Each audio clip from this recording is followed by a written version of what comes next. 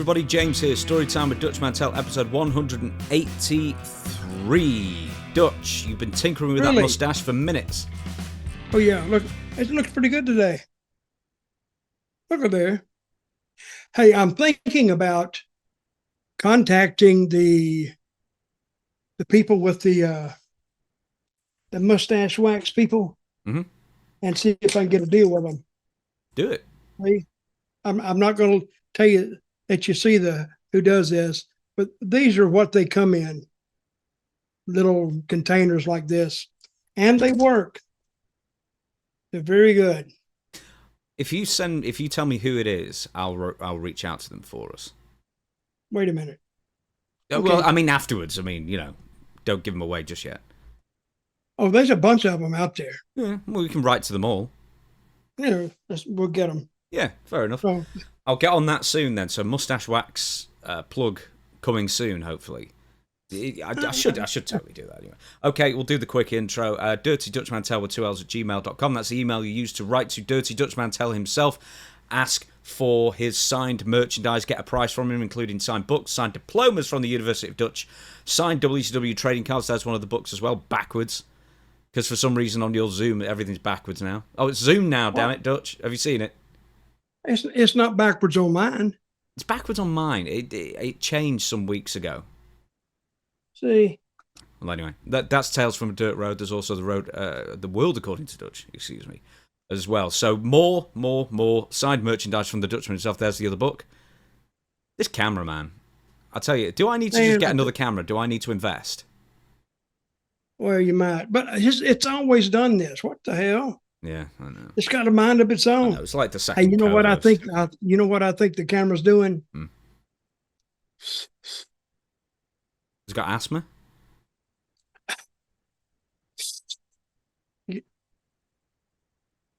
Marijuana. I know. They've been smoked away. You acting like you don't know what I'm talking about. I've heard of it. I saw it in a documentary. You just leave me out here floating in the ionosphere. So anyway, all right, I'm ready to talk some wrestling. Well, before we do, one more thing. Questions for Dutch at gmail.com. That is the email you use to submit your poser to the Dirty Dutchman himself for every single Friday's episode of Ask Dutch Anything. Okay. Oh, okay. I'm ready. Ask me anything. Okay, well, I'm going to ask you this then. CM Punk wins the WWE Undisputed title. For starters, how can it be undisputed when there's 2 world championships? That's right. But that's just wordage. It sounds good, undisputed. So what if it was the disputed WWE title? Undisputed. Well, it is what it is. I saw the highlights of the match or the finish of the match. The match was good. I liked the match, and CM Punk is in that never land. He's in between the heel, and he's in between being a babyface. He's in that little zone. And if there's somebody that can play that, it's CM Punk. Because I saw that years ago, even before I met him. I saw the sit-down interview, and he knows what he's doing. A very good, excellent speaker, excellent talker. And I think they did the right thing by putting the title on CM Punk. And that's one of the rules about wrestling. You get enough people to dislike a guy, put the title on him, and the people are wanting to see him get beat. Want to see him. It's human nature. They want him to be humbled. And I think that he'll retain this title for a while. I think he may take it at least a year. And, of course, it's going to go around to look at all the guys he has lined up to work with him, against him. You got Cody, and I would like to see a match between him and Gunther. It happened last year, in fact, CM Punk and Gunther. Yeah, but I'd like to see it again. Now it's different situations. So, so they had a match last year. How many did they have? Am I going correct? Maybe it wasn't SummerSlam last year. Maybe it's the year before. I know they had a big main event somewhere. I don't remember that. It was a good match, aside from the fact that CM Punk got tired quite quickly. Mm-hmm. Yeah, but I think they got something there.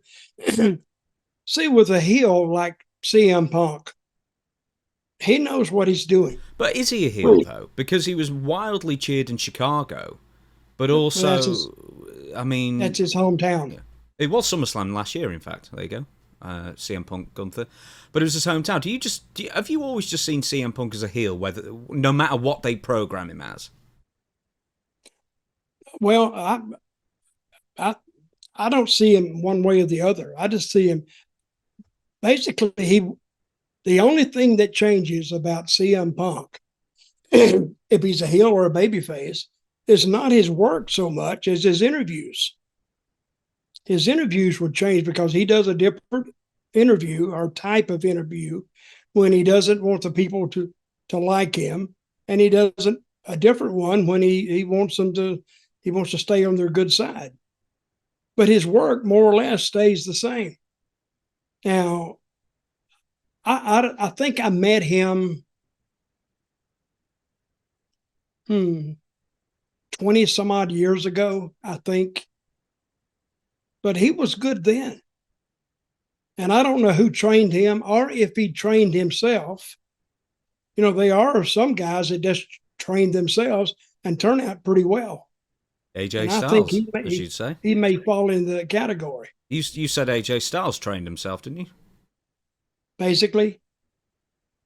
But he took his training. He was like a gymnast.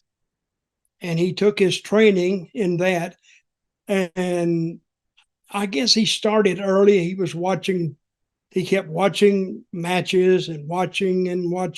And finally, he incorporated his gymnastic training into the world of pro wrestling. And he was doing stuff that it impressed me. I said, and it took thinking I can't remember the move that he had, but he took a move that's really basically just an ordinary move in pro wrestling and put a gymnastic twist to it. And man, it looked great. So, and that proved to me that in his off time, he was doing more than drinking beer, and he doesn't drink anyway, or watching TV. He was thinking about wrestling, and it paid off for him. Right. With CM Punk becoming the WWE champion once again, disputed or undisputed, Sami Zayn's reign has now been ended at 9 sizzling days. Some people really, really weren't happy with this, as far as they were saying, well, CM Punk has politicked himself into the title picture once again and trying to bring up old interviews, that kind of thing. Other people said, man, Sami Zayn deserved more, etc., etc. Do you feel that way at all, or do you feel this was all part of the design? Do you feel this is best for going forward? No, it's the best. It's the best for CM Punk. It's really the best for Sami Zayn. He held it 9 days. And what brings that into focus? After the match, this was an unscheduled interview, like off the cuff, and he came back and he's doing this interview like, you threw me in there with 9 days. And he said, all of a sudden CM Punk walks in here and you grant him a title shot after he'd been gone 3 months or whatever. And it didn't look scripted. It didn't look rehearsed. It looked like it came from the heart, and he was legitimately pissed off. See, when I first heard that, I thought, whoa, because if you really buy into it, here's a guy that loses the title after all, he'd only held it for 9 days. He really has a legitimate beef. He has a legitimate gripe, and I think they can play off that. Yeah, he wasn't allowed. He wasn't allowed to know who his opponent was until the song hit. I mean, it was obvious it was going to be CM Punk, but it was meant to be Cody Rhodes. So in storyline, he he has that gripe saying, well, he got to know who he was wrestling. I wasn't prepared, etc. Well, Hometown advantage. I didn't know that because I don't watch WWE as much as I should. But so he didn't know his opponent, who his opponent was going to be. No, it was supposed to be Cody. I mean, they did it really subtly as well. So Gunther attacks Cody. That was the original opponent, and the doctors say he can't wrestle tonight, right? And then they did an interview like an hour afterwards, halfway through the show.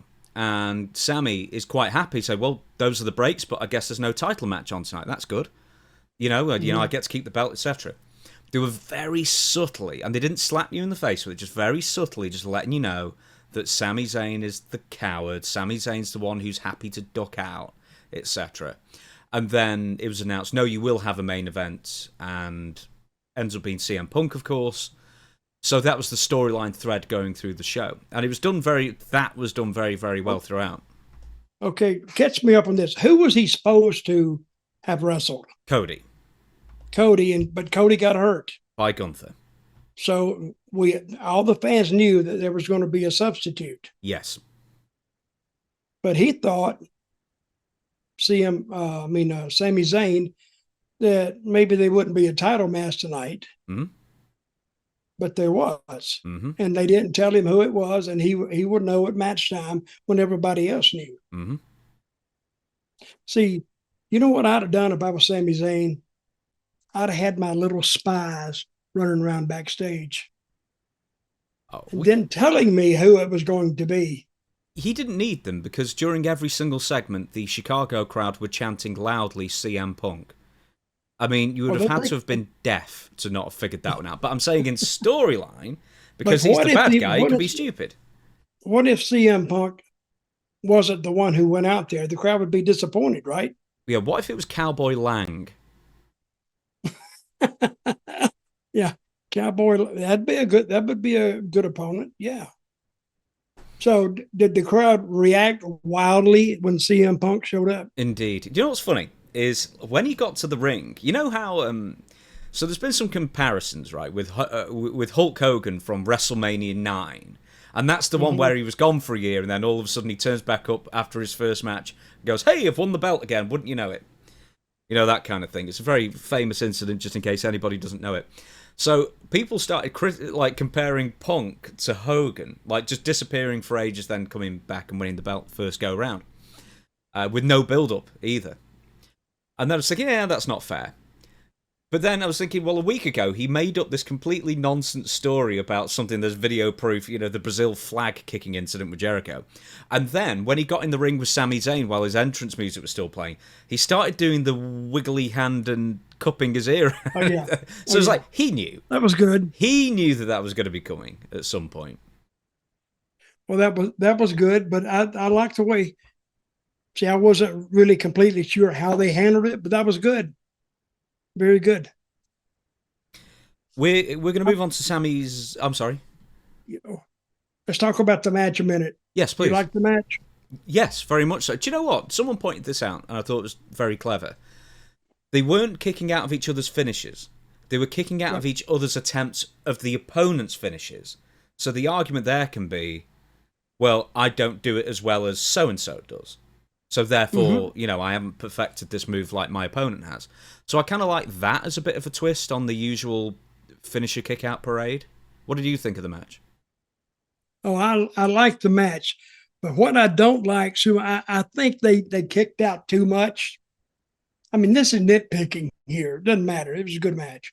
And no matter what they did, the people didn't know the finish until they saw the finish. I mean, they couldn't pick one way or the other, but I think they was kicking out of too much stuff, and they've seen that to death. So, but very good match, and especially in Chicago. And the thing about Chicago is they all left happy. They all left and say they bought a $200 ticket. Well, when they was going out the door to get to their car, they were all happy because now they say, okay, they saw him win it, and this could be a really historical date. in wrestling history, the date that he won the title. And I think that CM Punk is very good at carrying out long-term assignments.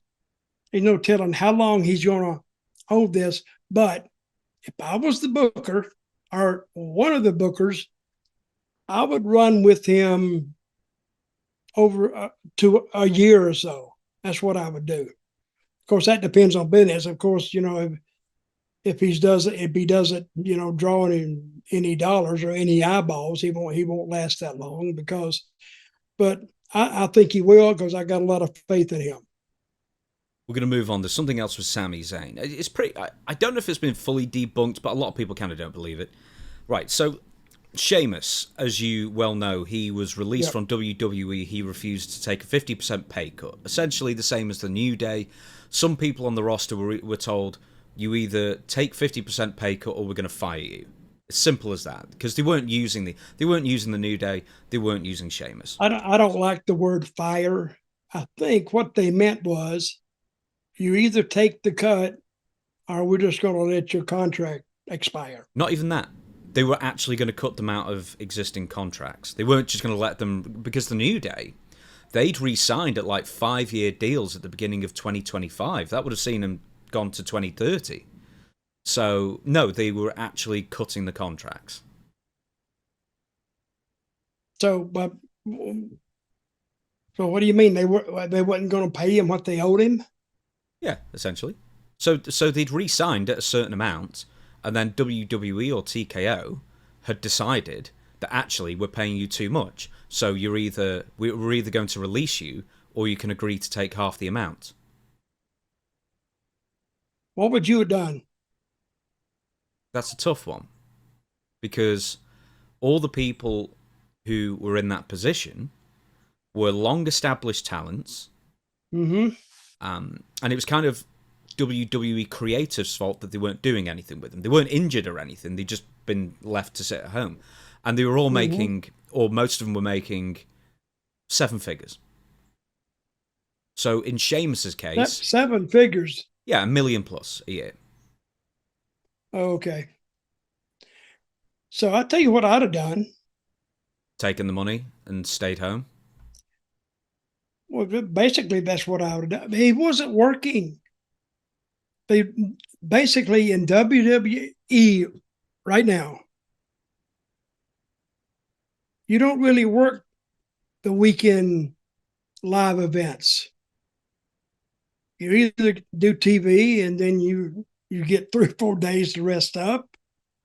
I mean, if you're on SmackDown, on Raw, and then you wait if you've scheduled the rest of that week to go to SmackDown. They may wrestle 1 time a week. And so if you get a contract, let's just say this. If you have a contract guaranteeing you whether you work them or not, you're still going to get the same amount. So you have $1.5 million contract, and so they don't book you on SmackDown or Raw, tell you to stay home, and tell you to stay home about 10 or 15 times that year. So you're getting paid to do nothing. You're getting paid for them to use your name or whatever they want. They have you in the lineup, in the stable, but they're not putting you out there. So basically, where else are you going to get a job that like that? Unless you're a professional football player, but then you got to go out there and actually work at practice. These guys are not even practicing. They might go to the gym and work out a little bit, but I would have taken the money. But something tells me that he did that because he's not a stupid man. Well, here's the thing. Because I think he has a deal with AEW coming up, so he could do that. So Sheamus, you're saying probably the New Day as well, I think. Probably. Okay, so where I'm going with this is that there was another wrestler that this is on Kevin Nash's Click This podcast, right? And it turns out that it's probably a giant load of crap. What really it is that it was a major flub that they didn't edit out. But this is what happened. There are at least, or so we think, 3 or so talents who have taken this deal with WWE, right? But we don't know who the names are. So Kevin Nash's co-host had just then started talking about Sami Zayn, right, as being one of the people who took this deal. And he said, well, it's been reported widely and so and blah, blah, blah. And the point is that it's not been reported anywhere that Sami Zayn was one of the people who took the name, took this deal at all. And then they start backtracking and backpedaling once they realise that they'd had an off-air conversation and then forgotten about whether it's an off-air conversation or not. And Kevin Nash at some point has clearly been told by someone maybe within WWE that Sami Zayn is one of the people who took this 50% pay cut. And then the conversation goes from there to, is giving Sami Zayn the WWE title a way of like rewarding him for taking less money? That's what they were getting at, essentially. The only problem with that is that they're using Sami Zayn every single week. So he doesn't fit the profile whatsoever. So he took the pay cut. No, we don't know. That's the thing. Probably not. They just made up a name and threw it out there like it was fact. Or that it was heavily reported when it wasn't. I don't know. But I would have taken the pay cut and continued on. Yeah, I think that's not the worst idea. How much was okay, listen. Let's say you make it. What do you think Sami Zayn was making? Probably at this point he's making $1 million plus a year. Why do you say at this point? Because he's been there so long? Yeah, I think so. Same with Sheamus. Look, if the New Day were making $1 million Sheamus been there 20 years. Oh yeah, he'll be making 1 to 2. He'll be making 2 easily, I think, Sheamus at this point. Because Vince loved him as well. Okay, if I was Sheamus and I'm making $2 million, well, we got to take half your money. Oh, God, I can't make it. Well, you still got $1 million. And you got this fantastic job that pays you ungodly money. So take it and run with it. Because what these guys forget, I don't want to take the side of the company, but this is a business and they need to make money, and the talent, of course, they don't need to make as much money as the business. So if they nickel and dime it down and say we can take this and take that, and well, they can do that. But and people will bitch about it and moan about it. But if you had a $2 million contract and they said, well, we're going to take half your money. No, I would not like it worth a damn. But what am I going to do? They give me the alternative. You can take it or we got to let you go. And I think if I was faced with that, I would take the pay cut and go ahead and continue on. To clarify, most people have said that whatever they were saying about Sami Zayn being one of the people is very likely not true, and he wasn't one of the people who took a pay cut. I just wanted to make mention of that. We're going to move on. CM Punk. Okay, let me ask you this. Yep. How many people took the pay cut? 6, 7, something like that, reportedly. And at least 3 have said no thank you and left. Mm-hmm. But the 3 that we know that Sheamus and New Day, mm-hmm. they have left. Mm-hmm. But if you look at their status on the free market agency out there, I mean, it'd be 3 great free agents to have on your shows. But I think they have AEW in mind.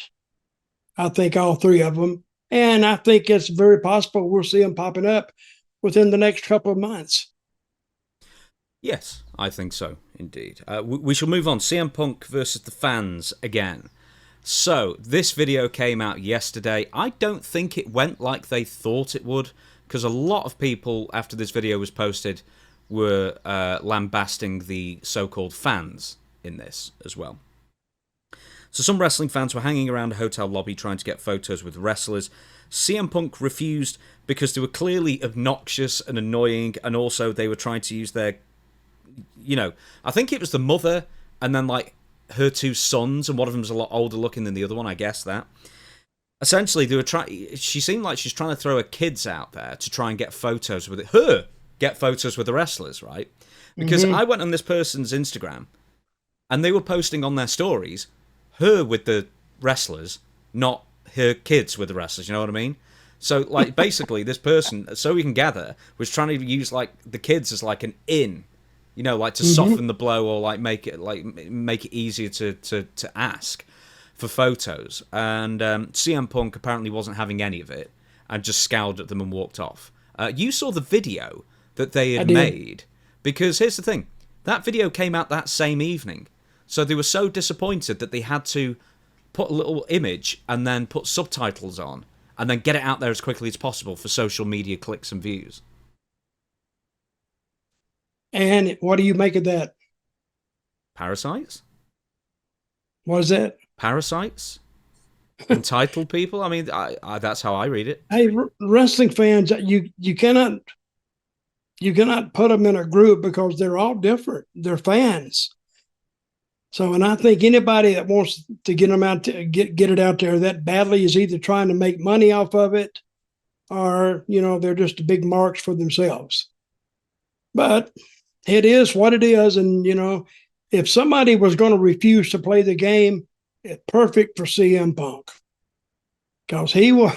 If it's a birthday party, he would walk in and not even acknowledge the person whose birthday is the party is for, and walk off, because he's snobby when he needs to be, and who knows, CM Punk could have set that up himself, just just to get it out there that he's now turned into a true asshole.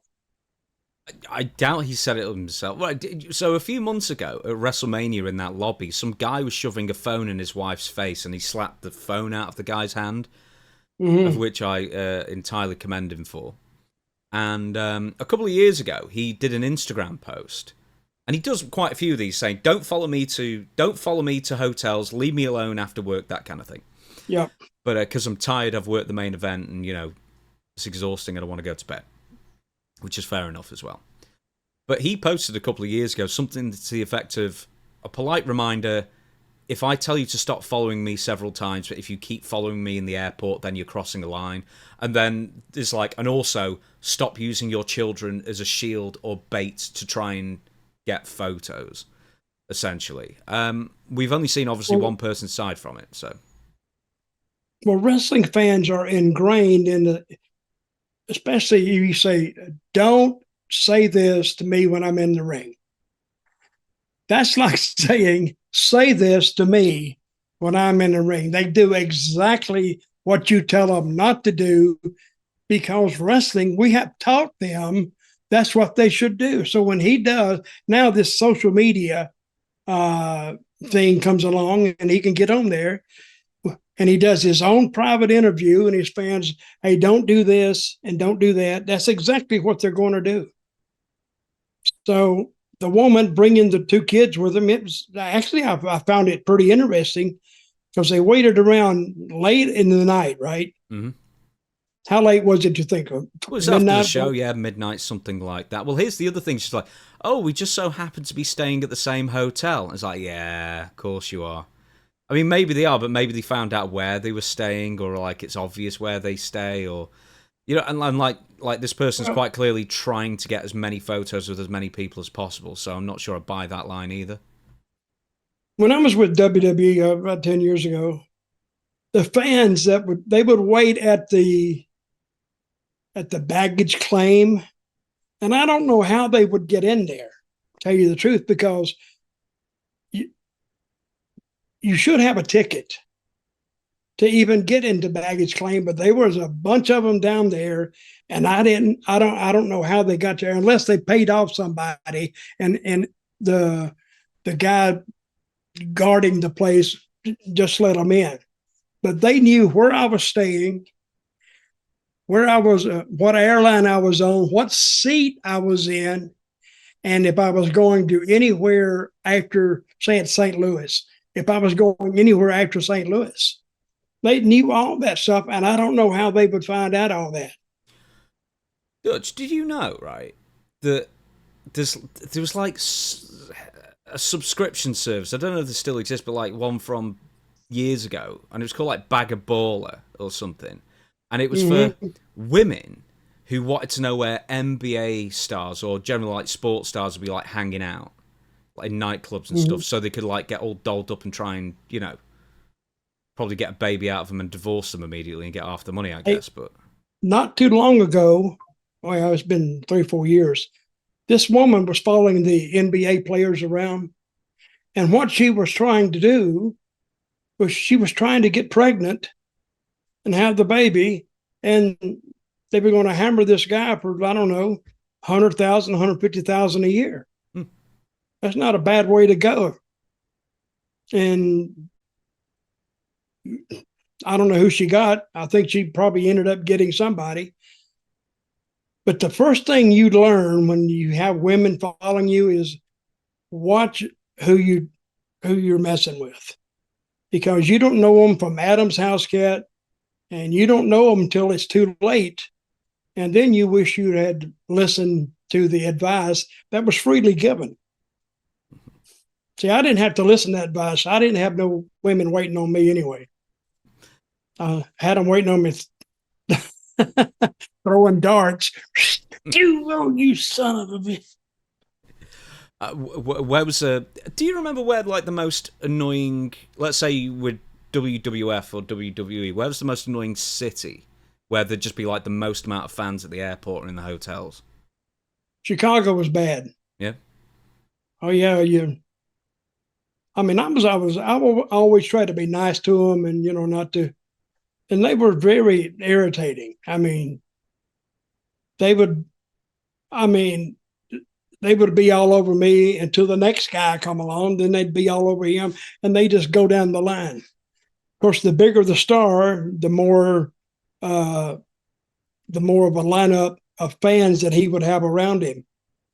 And some of these guys even have to have private security personnel accompanying, going around with them to tell these fans to get back.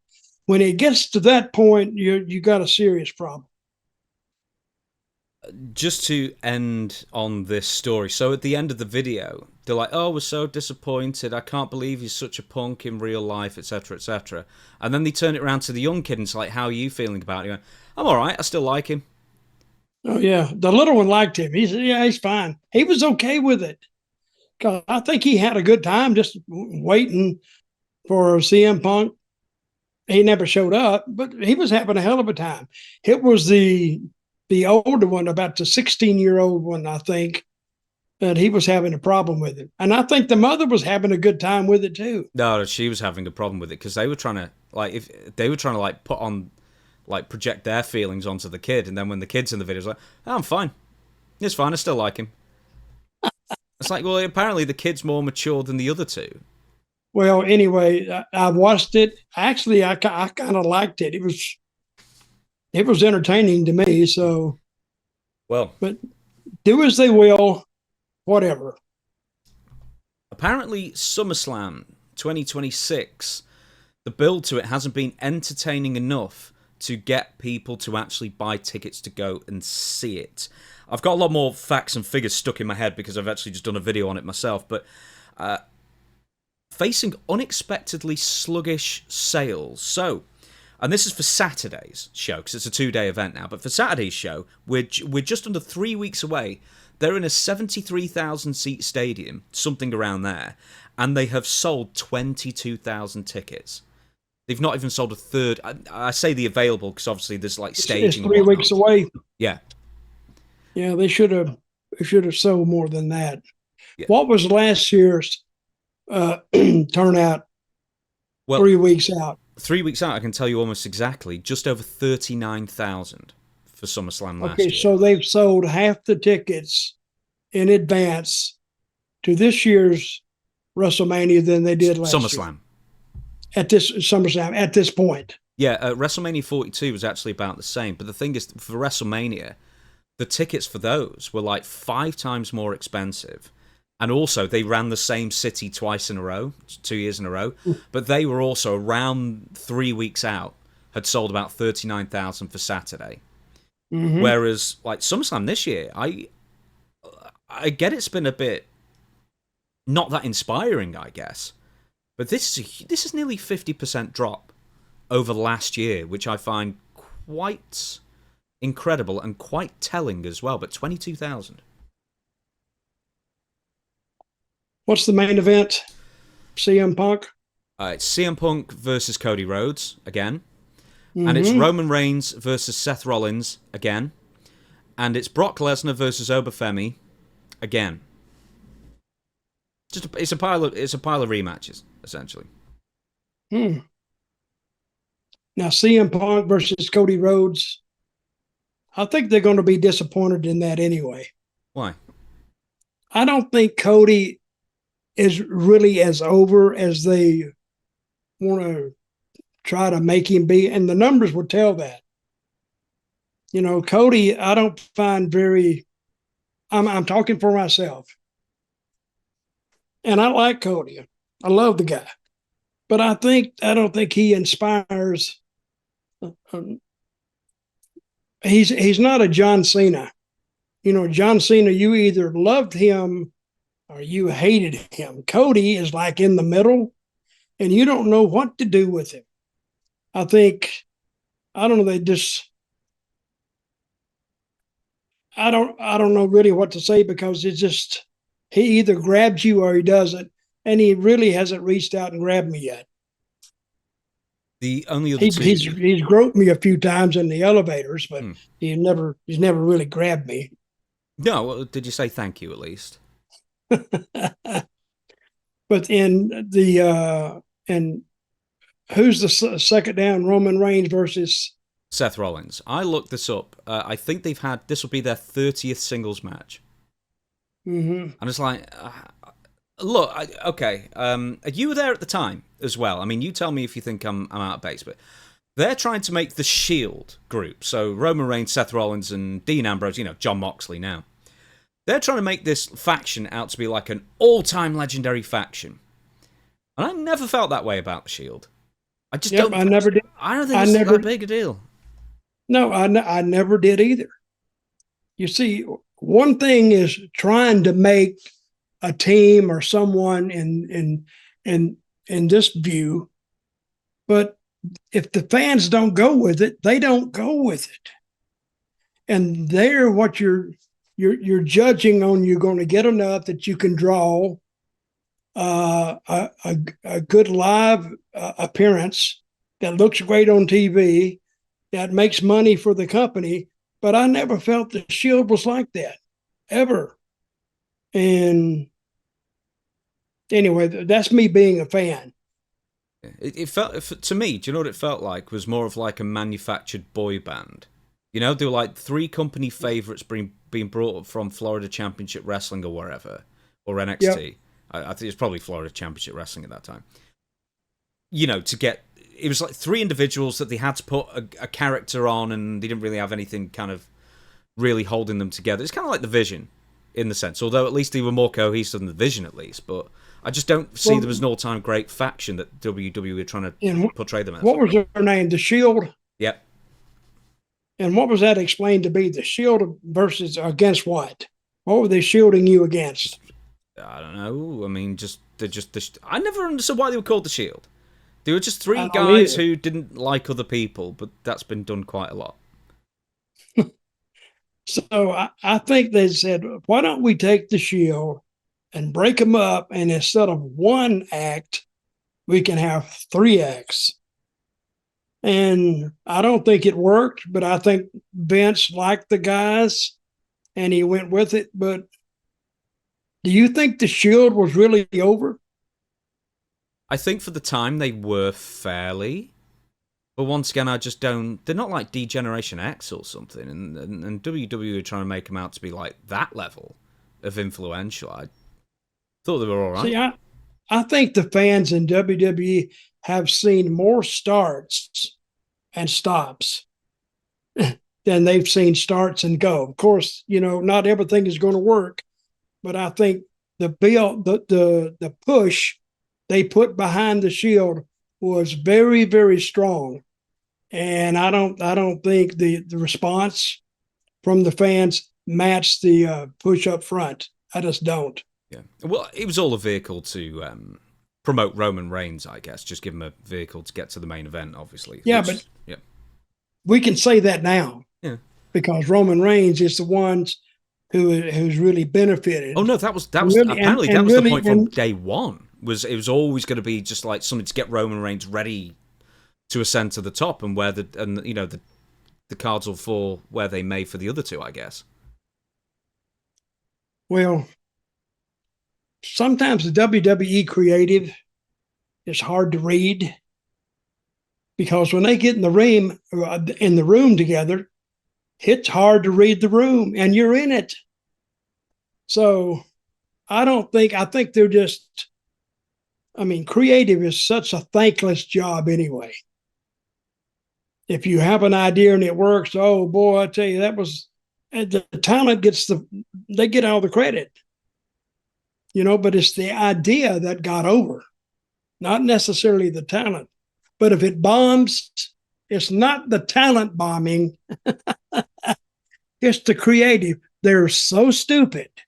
They can't get anything right. So, being a creative member, I guess you make decent money, but, the headache that it puts in you is not worth it to me.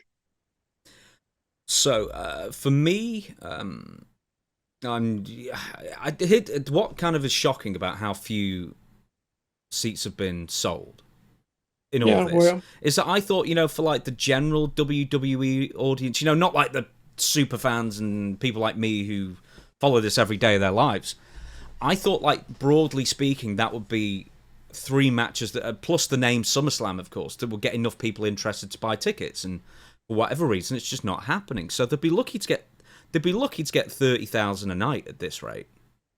Well, no, they got 3 weeks. And in 3 weeks, they will work probably 2 more angles. They have to, because I don't know if I will say though, even working 2 more angles, I don't know what they could be, but working 2 more angles, I think they'll end up. What they have 73,000 last year. No, last year on average, I think they averaged like 52,000 a night for SummerSlam. Really? So, yeah. Okay, I'll say this year it'll be down. I'll say 40,000 a night. Average. I think that'd be a huge turnaround, because in the 3 weeks last year, I think they bumped up by about 11,000 tickets each night sold. So if they managed to get it 20,000 in 3 weeks, that'd be a massive turnaround. So what would you predict? 32,000 a night, I think. Really? Yeah, I don't even think I'm being pessimistic. I'm just going on the numbers of last year. I think you are being pessimistic. Okay, we'll see. Not being pessimistic. Can't help it. What are you saying? 32,000? Yeah, I'll say 32,000 a night, average. That's where they are now, right? No, 22,000 is where they are.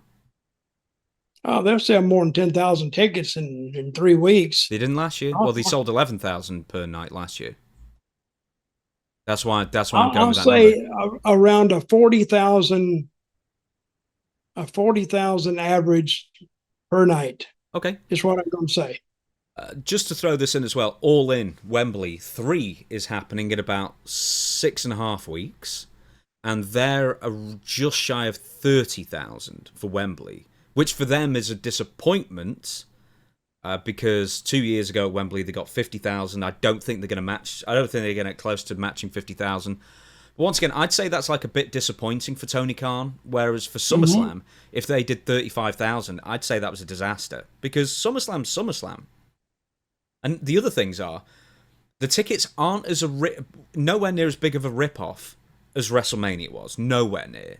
They're still expensive, but like you can get in for like $75 now, unlike WrestleMania, which was a $400 buy-in. But the other thing that I want to make mention to you is, do you remember for WrestleMania, WWE was so scared about not filling up the stadium that they probably did like 8 different discounts, like in the 3-month run-up to WrestleMania, and they did a huge one like 48 hours beforehand to fill up. And I'm wondering if fans are now cottoning on to this and realise, well, hey, the longer I wait, the cheaper the tickets will get, so why would I spend full price? That would be ridiculous. They've kind of hurt themselves if that's the case. Yeah. Well, once they figure that out, it's going to go down to the deadline. It's going to go down to you buy the tickets on the day of the show. And that's when you got your tickets out there. They're dying to get rid of them. So you get a good deal on them. Let's move on. Jake Hager, Jack Swagger. Come on, tell me all about it.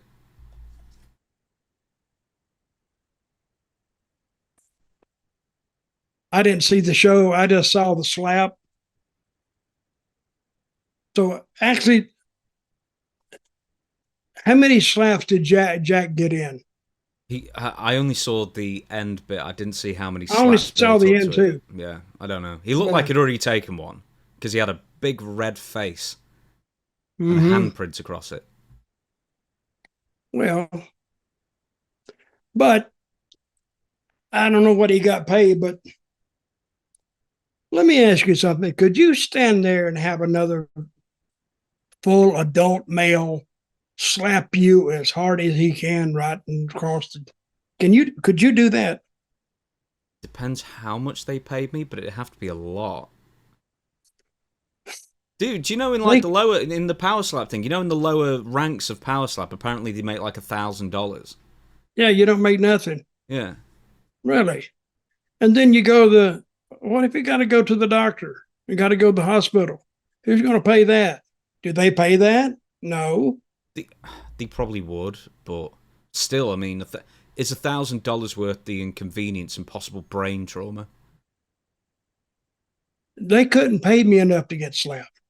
But anyway, my sympathies to Jack, because he tried hard. I know he did, and he thought that he could win it, but he didn't.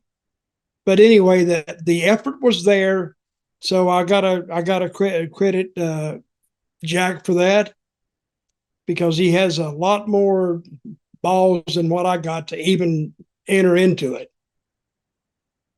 Do you know who his opponent was?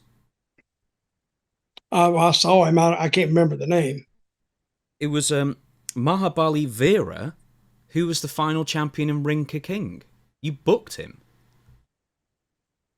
What was his name? He's called... Well, the name he was going in there was Mahabali Shera, but in Ring Ka King, he was Mahabali Veera. I remember him. Yeah, he was in Ring Ka King the entire way through. So, yeah, you actually booked him many years ago. So I know him. Yeah. I know him, but that's unknown to me. So I didn't know he was in Ring Ka King. Yeah. He was like, so we need to talk about that. Favorite. We need to talk about that Ring Ka King one time. Yeah. It was an experience. It really was. That will be for I'll say a future episode. I think we've talked about it as well I think we talked about it a couple of times in past episodes. But can I ask you, do you find any pleasure in watching Power Slap? Because there's something inherently distasteful about it for me that I don't enjoy it. It is a little bit, but I do like the way they do it. They build it up great, but I mean, I'm not a diehard fan of it, so I don't know what to say about that. Would I go out of my way to watch it? No, I wouldn't. But I think they have a certain niche. Is it niche or nick? Niche. How do you say that? Niche. Niche. I think they have a certain niche audience that's going to be there. And do you know what? I don't think they do. I don't think they have much of an audience beyond the highlights. That's the thing. I don't think many people actually watch the shows. They just see the highlights on social media for free afterwards. Yeah, well, that's true too. But what I saw, the only show that I really saw was the one Jack got his first victory on, and I enjoyed watching it.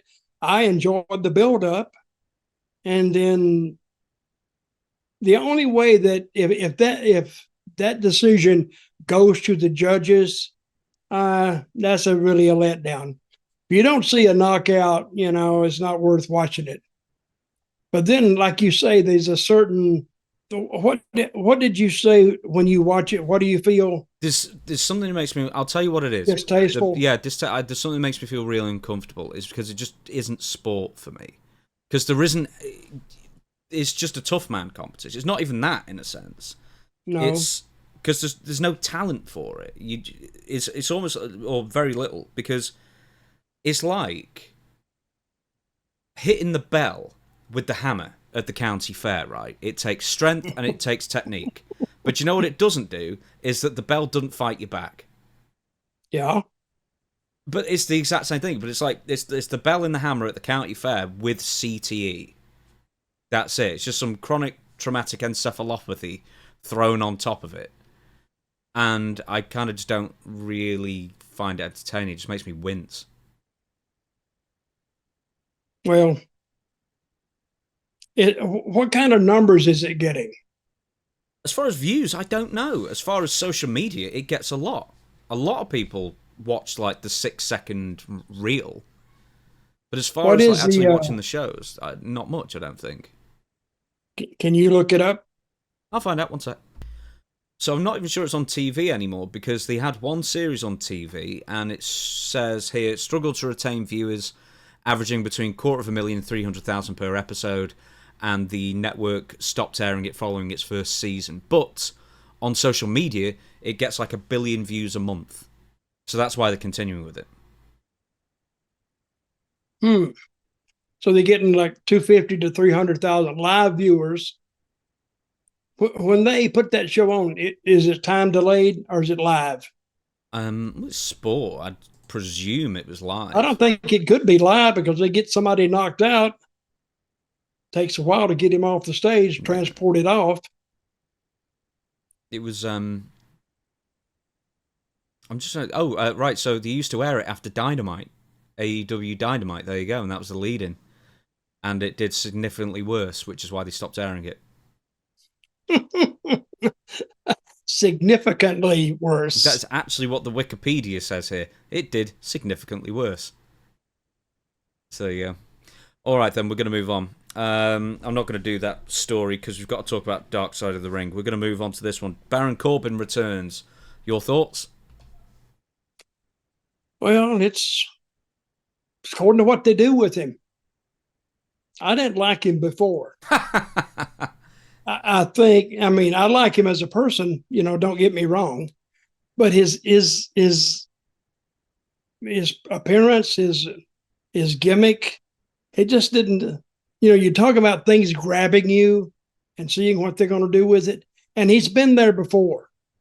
So he's the second runaround of an act that they got rid of because he wasn't over. That's not saying anything about him, but they didn't let him get over. If he can get over, just because you get a push doesn't mean that the fans accept it. So, and the judge of this, of course, it's the fans. But I think I'm going to put myself and you in the role of a fan. We're sitting there like this, waiting for the next match to walk to the ring. And ladies and gentlemen, appearing Baron Corbin. And we're ready to pop. And we say, what the hell? Because he didn't have us the first time around. So what do you expect now? So let's see if they do something with him that can change that around. First of all, I don't like his name, Baron Corbin. It's something about the name that's not clicking with me. Now, I'm not trying to be an asshole here, but there's something missing there with him. And it was missing the first time around.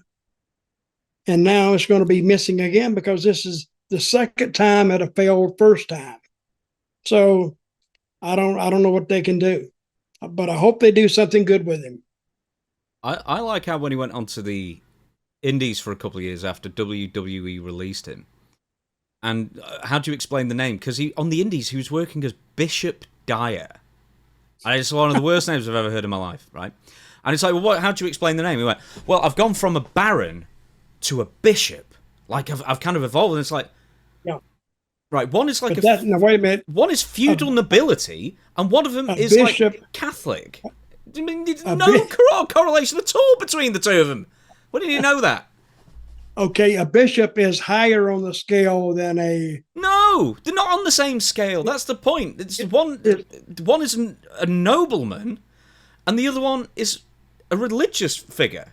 There is no connection between the two. That would really hurt me. So a bishop is a religious figure. Of course. Well, you know that. Yeah. And a baron is like a duke or an earl or a viscount. There's nothing connecting the two at all. Apart from, I'm sure you know.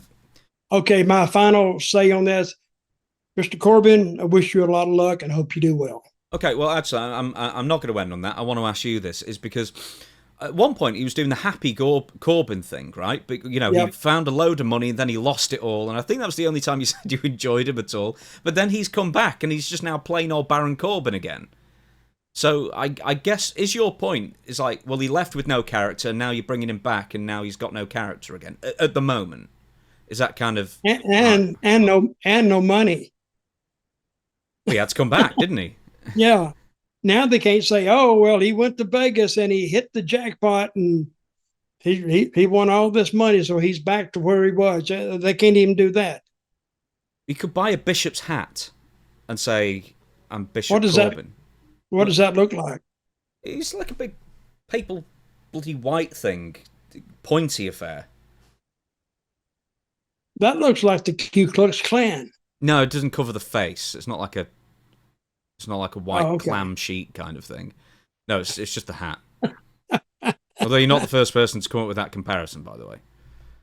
All right, so we'll move on from Baron Corbin. Let's move on. I don't much like that gimmick anyway. Okay, let's move on. Big Show's diet. I just wanted to make mention of this just because it was ridiculous, right? So Big Show, Paul White. He was on TFI Friday over here a couple of days ago, and I've not tuned into it yet because they kind of revived format and changed it completely. But anyway, I used to love it in the 90s.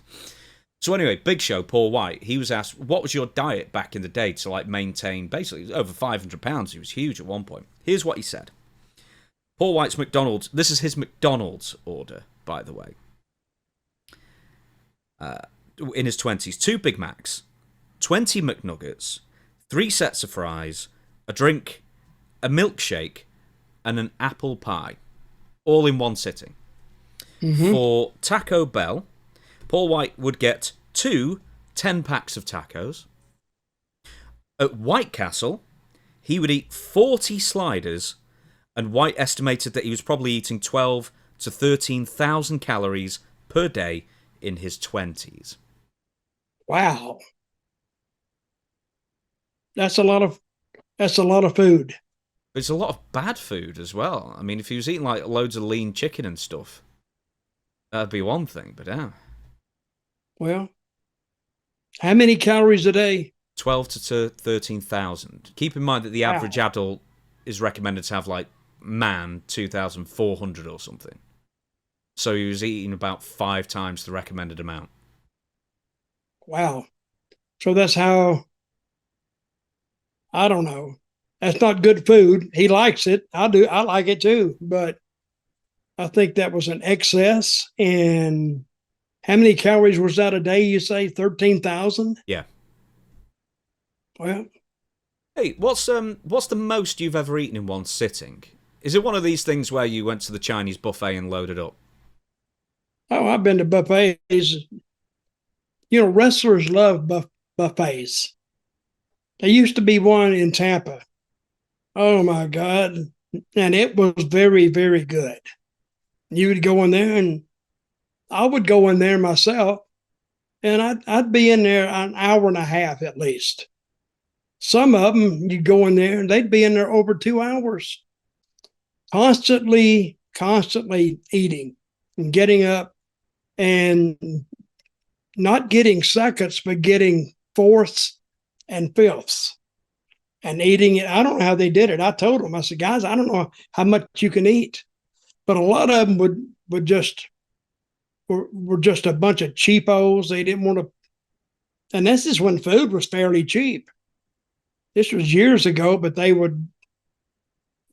I have never seen a buffet ask a customer not to go back to the line anymore. But I think I saw, I think it was Barry Horowitz or either Randy Savage. They actually asked them not to go back anymore. So we know it's all you can eat, but can you say enough's enough and just pack it on in? And they said okay, and they left. But hell, they'd been through about 3, 4, 5 times already. So I couldn't do that because I would get sick before I could eat that much. Who if you forget like Yokozuna or someone who's obviously ridiculously overweight, who are the guys who could pack the food in the most? Who could just eat and eat and eat and you wouldn't believe it? Well, I'm trying to think, but there was a lot of them. I mean, I did my share, but I was nowhere. I think Cactus Jack was pretty good at it. And the reason he was good at it is because he is such a miser with his money. Sometimes, if you can get in and out and only spend $7 a day for food, that's a pretty good day for spending on food. But what he would do, he would go in there and he'd load up and he'd go back and he'd load up and he'd go back, but then he would take and put stuff in his pockets, and they didn't search you when you left. So I think Cactus Jack Savage would eat a lot. But Savage, I've asked him one time, how do you maintain such a slim body and you eat like that? I don't know, man. So, but there was a lot of them. I can't remember their names, but a lot of wrestlers loved buffets. But see, I don't see any more buffets around because they can't afford it. See, if they would sell out if they had buffets, but I don't think, I can't tell you when the last time I saw a buffet. I've never asked you this before. What was the heaviest you weighed in your career? The heaviest? Yeah. Well, and when I was working, I weigh a lot more now, but because I'm a fat ass. But about 215, but 210. Really? That's what I worked at. You looked, I would have said you were like 230 or something in Charlotte. You look pretty big. No, I don't think I was about 215, 220 there.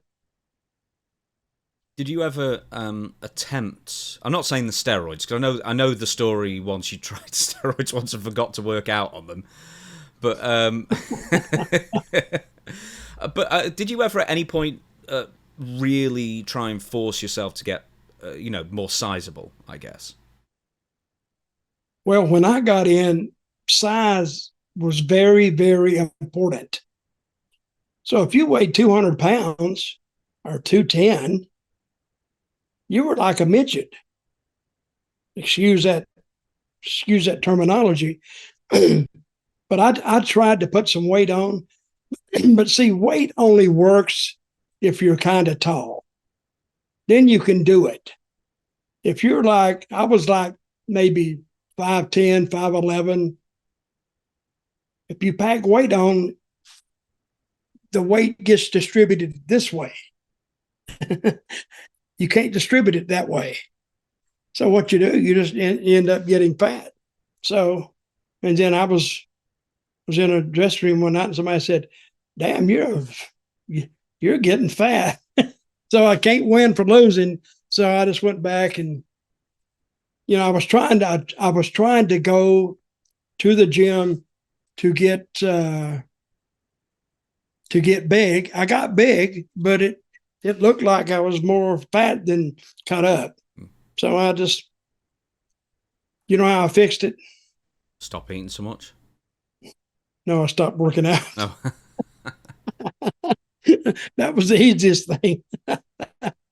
Okay, so one more thing before we get to Dark Side of the Ring reaction, because we're going to kind of save nearly half of this episode for that, I think, because you watch both first and second episodes as well. Yep. Right, here's the big thing though. Before we go to it, The Rock Moana. So I'm sure you're aware of the Disney Moana films, like Yep. ridiculous successes.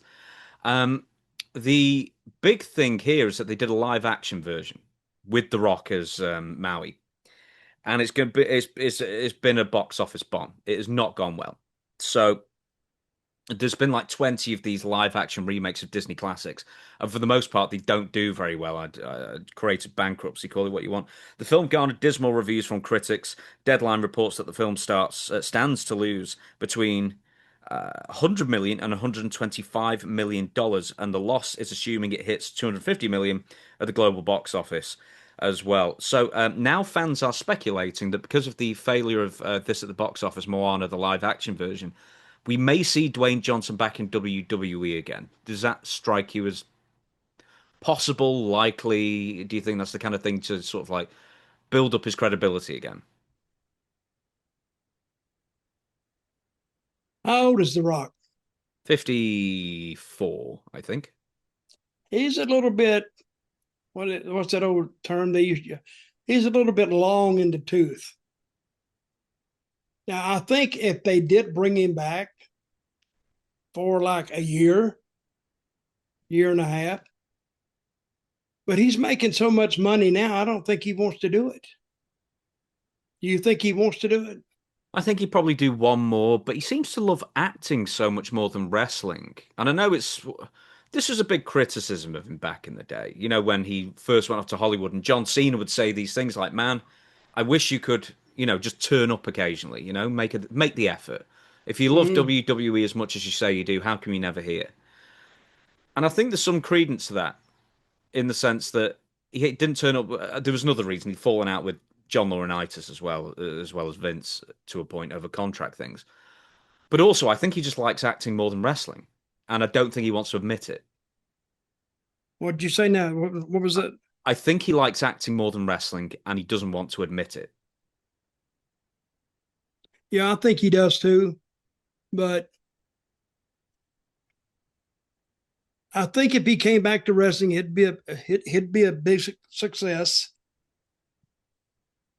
If he went back to The Rock and do some of the stuff that Rock used to do, that would get over. He was a half a clown too, and people could laugh at that, and it made him a human. And I think if he came back for a year and a half, but I think since you tell me he's 54, see that bell is ringing for him in the acting career too. He cannot, he's made some movies that were big box office hits, and he's had a lot of sellouts in WWF, WWE. So, but you know, getting older waits for no man. So if he's going to do anything, he's going to have to do it pretty soon because the clock is ticking, and we'll see what he does. What do you think he should do? Well, the rumor was for ages that he would turn back up, he'd do his final match in Saudi Arabia, get one more giant payday, and then never wrestle again. But the fact is that Mm-hmm. he's on the WWE board of directors. He's going to make $30 million in the deal that he made. And my thought is like, what are you doing to earn it, really? Right. Because he didn't do much of anything. I mean, he did a bit 2 years ago. It was great. He left way too early last year, and this year we've Yeah. not seen him. It just doesn't Well, feel he like he's left earned too his money. early. And well, you say he left too early. I don't think he left too early. They just didn't finish it with him. Nothing. They just left it hanging. When he went out there, and what was the what was the what was the event that they had Travis Scott? That was Elimination Chamber last year, and The Rock was the impetus to get John Cena to turn heel, and then we never saw The Rock again. So Right. I'm then saying, John Cena was just like, well, I'm a bad guy now, and I'm not quite sure why, but boo me. yeah. And It didn't make sense. They didn't follow it up. They just left it hanging. And that's not like any booker that's worth a sheet of paper knows that once you write something down, you got to have a logical finish for it or to get out of it. He either gets hurt or this happens, but they never gave a reason for it either. They damn sure didn't give one in the ring, but I don't. What did they say about not seeing The Rock anymore? What did the announcer say? They Or just what didn't was the mention it. excuse given? Nothing? They didn't mention it. Yeah. They said, well, Okay. John Cena's a bad guy because of the way the fans treated him 10 years earlier. It's like if they were going to turn him bad guy for that reason, it would have made sense in 2012, not in 2025. And then afterwards they realized it was a mistake, and by SummerSlam they just said, well, he's a good guy again now. He likes the fans. And there was just no Well, thought put into it. well, apparently there was zero thought put into it Mhm. because it didn't reflect it in the show. And the one thing you don't want to do in any form of storytelling is leave the reader or the watcher like just waiting for an answer. Why did this happen? It was a big, big thing for The Rock to show up, but then they didn't finish the story. It's like you're watching this story, and all of a sudden, boom, it's over. But they didn't settle anything. Nothing was explained. So of course you're going to walk out. If it's a movie, you're going to walk out of the theater, and they say, "What happened?" You said, "I don't know." Well, what do you mean you don't know? And seriously, they didn't know because you know what? I don't know. You don't know.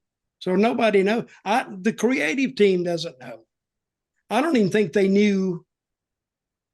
Well, they may have had an idea, but it never came to tape, never came to video. Yeah. Triple H would say, don't look too closely, just be a fan. Stop trying to make sense of it all. Well, Just be a fan. I think he's halfway there, but he's halfway not. Don't look too closely at it, but that to me is what makes it good. Yeah, I want stuff to make logical sense. That's what gets it really chewy and dense and enjoyable. You want the Right. logic. It's like, name the greatest TV shows on earth, like from beginning to end, and then make mention of one that had absolutely no, like a complete fall apart in logic. And there are loads of series out there that were like great for so long and then just completely died, like Dexter, for example. People loved it for like the first few series, and then it just got steadily lost. Some of these things that were great when they began, and then they just, for whatever reason, they just stopped being able to follow up with it for a reason, and it sullies the rest of it. Yeah, it sure does. But so, what do you think The Rock will do? WrestleMania next year, he'll wrestle Roman Reigns. Roman Reigns will win, and then Rock probably won't ever wrestle again. But if I had my way, I want The Rock to be a semi-permanent fixture and a manager, or even better, the guy who's above the GMs, the evil guy who's above the GMs who just makes things difficult. I hate a heel authority figure, but I'd make an exception for The Rock. Mm-hmm. What would you want? Well, he'd have to be in a position of power because I think the people will listen to him if he doesn't really over rock it out. You know what I mean? But if he says, "I'm a businessman now, and we're going to do it this way," And he is in real life. Like, just give me some reality. That is the reality. He's a WWE board member. He is above Triple H, you know, in real life. So we understand. He's almost as high as Nick Khan, the president, in the company. well, how would you go about? I would do something with Triple H on his first day back on TV. I would remove him as what he's a head of creative. Hmm. I would remove him from that position And and replace him with relieve who? him and tell him to go home. Who would you replace him with? The Rock or Nobody. I'd replace him with nobody at this point. Hmm. Are we talking in I mean, storyline? Are we talking in real life here? no, we're talking storyline. Oh, okay. That's what I'm saying. And I would replace him with nobody. Because, I mean, how big is the head of creative? They just use it when they need it. So I think the fans are smart enough to realize that somebody has to lead the creative team to get them to get their job done. But I don't. The wrestling today. Let me just say this: wrestling today is about light years away from where it used to be. It wasn't that hard years ago because it was kind of crappy. But even in back in WWE or WWF was their good times when they were doing all these big numbers, and even WCW. It was simple. Everybody and his brother now is a wrestler. How many independent shows do you think they have every weekend in the United States? Independent, Yeah, dozens independents. upon dozens upon dozens every single weekend. I mean, there's tons on the West Coast and the East Coast, and there's loads. Like I'm sure in the Tennessee Would you area. say would you say hundreds? Every weekend, yeah, I would. I'd even go as far as to say there's over 1,000. Hmm. So you've got all these wannabes out there wanting to get to WWE or get to AEW, and some of them will, but the majority, about 99% of them, won't ever make it past that independent show they're on. I don't want to douse anybody's hopes and dreams, but if you want something, you got to go after it. But going after it and getting it, that's a totally different story. You could go after it and get it and then not make it. Who knows? That's it's one of those things that nobody can tell going in, but and I don't care what kind of gimmick you have. But that's why the wrestling business today is so much different than it used to be. We are going to move on, and this is kind of the main event of the show, actually. We're going to talk about Dark Side of the Ring episodes 1 and 2. Jeff Jarrett and the. How did he Yep. describe it? The fall of TNA or the. Whatever it What is. is that? How did he describe the shows? Is it the fall of TNA or is it the ups and downs? Whatever it is. It's the story of Jeff Jarrett and TNA. Yeah, basically that's it. Yeah. What's the name of it? Well, the full series is Dark Side of the Ring. So it's the Yeah, but seventh. what did they call this episode? It's Jeff Jarrett and the battle for TNA. Yep. And it was a battle. And did you saw 1 and 2, right? Yeah, saw them both. Did you enjoy them? Very much so. Yeah, I thought my only nitpick, and it's not their fault, Here we go. is that I wish they were longer. I wish it was more in depth because they were Yeah. skipping years at some points, They man. they did they did skip a lot, but and I was there. And I'll tell you how I got there. I was in Puerto Rico and business was red hot. The ratings there, they use the same type of ratings as the states do. And my highest rating on the show was a 22. And I know you're going to look at me and say, shut the F up. You didn't do a 22. Well, no, I did a 22-1. It's what I did. And And just to be clear, a 22-1 means of all the TV sets that were turned on, 22.1% were tuned into your yep, show. it was a highly watched show because I treated it differently. I treated like the fans had some sense. And, I had one heel that controlled all the other heels, Savio Vega, and he was great at what he did. So, but we had it in such a way that the people just got interested in it. And so I brought Jeff in, and this is how I ended up going to TNA. And he looked out there and he saw that sellout, and he said it was 17,000 people. And he said, "How are you doing this?" And I looked at him. I said, "I don't know, just playing around." And I'm just kidding him, because I sometimes when you have things up and hot, everything you do is good. They buy everything, and they were buying everything I did. But I didn't. I didn't try to insult them. I treated it like a sport, and it just caught on. So then I went back to Jeff. Called me, I don't know, 2 weeks later, and wanted me to come to TNA. I said, "Well, I don't know." So I finally said, "Well, I'd been in Puerto Rico about 3 years for that time, and I was kind of tired of it. So I signed up for TNA. So, but when I went from I forgot the name of the company I work for in Puerto Rico now. IWA. Right, IWA. But it was easy, because I didn't make it my life. You know how I booked IWA? Yeah. I'd You buy just me a did it on the six-pack. afternoon. No, I would buy me a 6-pack on a Monday. We ran on basically Friday, Saturday, and Sundays is all we ran.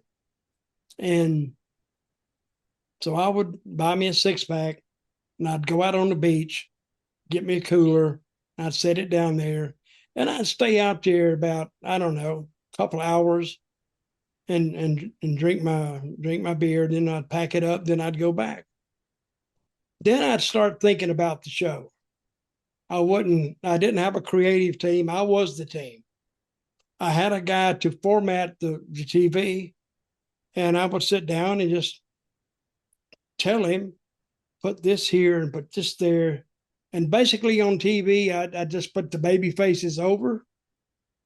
And even in the main event, because heels, they just have to be there to mess things up, screw over guys. And I'd even beat them on an important match on TV. But then at the end, I'd leave the baby face laying and then work an angle off that. It sounds, it sounds weird, but it worked. So, and that's what I would do. Anybody can be a booker. Anybody. You just write some names down, this guy here, and just tell who to win. And you've actually done what a booker does. But a booker, if you want to draw money, he has a TV show he has to produce. And I had a talk show within a talk show, and I would just carry it on. And the heat that I would have on the heels, I don't know how to explain it to you, but I'm a booker in a place where Spanish is the main language. So if somebody did an interview, I would have to depend on somebody else to tell me how's that interview. And I would find a couple of guys who kind of understood wrestling. And I said, "How's the interview?" And they said, "Oh, it was good. It was good." So I was working with a handicap anyway, but I got the place up and I got it moving. Yeah, but in a sense, is it a handicap? Because like if you don't know the language, then you've got to really, really do it bare bones. Basically. So I mean, in a sense, maybe just keeping it unbelievably simple was actually a bonus. That was the guy who did most of my interviews on the hillside was Savio, because he was a good talker. He could speak English. So I could tell him what I wanted, and he'd go out and he would transfer it to English, and it was great. And he's one of the best heels I've ever seen, because he would go out and he knew what to do, when to do it, and what to say. And this is the mark of a good heel. A good heel doesn't talk about his opponent that much as he talks about the fans who support him. If he's a sorry, no good SOB, the fans, the fans are an extension of that. And so when you get personal heat with them like that, you got heat. And they will pay money to see you get beat. Because I've done it for years and years, and it works every time. So Jeff Jarrett sees you drawing 17,000 at wherever Yep. it is, and he says, "Hey, you could be my guy to be the booker." So you go to the first show. We talked about this before. You go to the first show, and then you don't take the job.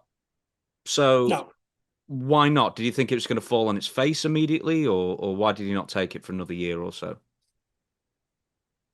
Well, it didn't take me a year, but it took me 3 months or maybe longer to decide to. And it was in Nashville, and I lived in Nashville at the time, so it would be like coming home. But I didn't like the sound of it. I liked the idea of it, but I didn't like the sound of it. And if you watch the show, the what's the name of it? The Jeff Jarrett. It was TNA, but it was Impact. Oh man, those first year's shows were some of the worst shows you could ever watch. They're terrible, some of them, but they all had some good stuff as well. So it was a mixed bag. Well, I never. It to me. I never really understood what they wanted, and I'll get into this later. But I think what they wanted was more demonstrated in the knockout division with the girls. And that was a strange thing to get started. Because and I'm jumping ahead now, but I went to a creative meeting one day and I said, Jeff, I want you to listen to this. Sat down. I said, listen, the girls are treated like crap in WWF. They go out there and it's panties and bras and it's this and that. It's sexual in nature and all that. And I said, which turns a lot of women off, I would think. I said, what if we took them and made a serious division of the girls? And he said, I don't think that'll go. I said, well, let's do this. Why don't we start it and give me a month or two and see how it's going, and then you make your decision. He was still hesitant. So, and there was Vince Russo sitting there, and he was neither yay or nay. He just really wasn't interested. I would have thought that he'd be jumping through hoops to do girls, to do females, but he didn't. So, and Gail Kim was there, and they were really doing nothing with her. She was like managing somebody or whatever, and I told you, we're not using Gail Kim to her full potential. So I called Gail off one day and I said, listen, this is the idea I got. And she got all excited because now we're going to take the females, we're going to kind of put a spotlight on them. And she said, I have an idea for this girl, for this woman. And I said, she says, she's a kick-ass bitch. That's what she said. I said, who? And she says, Amazing Kong. I said, and I wasn't familiar with her. So she gave me a tape. She said, look at this. So I went home that night and I put the tape in and I played it. And she was actually exactly what we were looking for. She was a big lady. And I mean, most guys that would walk up to her, she was bigger than most guys. So if guys walked up to her and just comparing sizes, she was bigger than they were. No wonder she could be the champion of this women's division, because she's just big and strong. And I would take her out there, and every week I would put her on TV, and she just beat some random girl in about 3 minutes, and it was over. And I kept that up for like, I don't know, 5 or 6 weeks. So then Gail, she gave me a tape of Kong. And the next day when I watched it, she asked me, she said, how did you like the tape? I said, I loved it. She says, I said, I want her here. She asked me, when do you want her? I said, yesterday. So I said, get her here as quick as we can. So, and they tell this story in this TNA thing on Dark Side of the Ring. Yeah, don't credit you at all for it. That's the thing. Did you Says, watch what's this? that? They didn't credit you at all for it. They just said, No. we came up with. That was Oh, it. yeah. And I made absolute mention of that. But the same with the Kurt Angle Samoa Joe stuff. Didn't Yeah. mention it you at all. No. Well, I expected that because that was what it was. See, nobody. See, the thing about wrestling, if it's the shits, if it's horrible, they're quick to pass the blame on to somebody else. Hey, do you know what the phrase is? It's success has many fathers and Yep. failure is an orphan. Right. That's exactly what they would do. And then, and I never really got credit for it, but I wasn't looking for credit. I was trying to get something to work. And at one point, the women, the females, the knockouts, they had more heat than Kurt Angle did. I mean, they were over, big time over.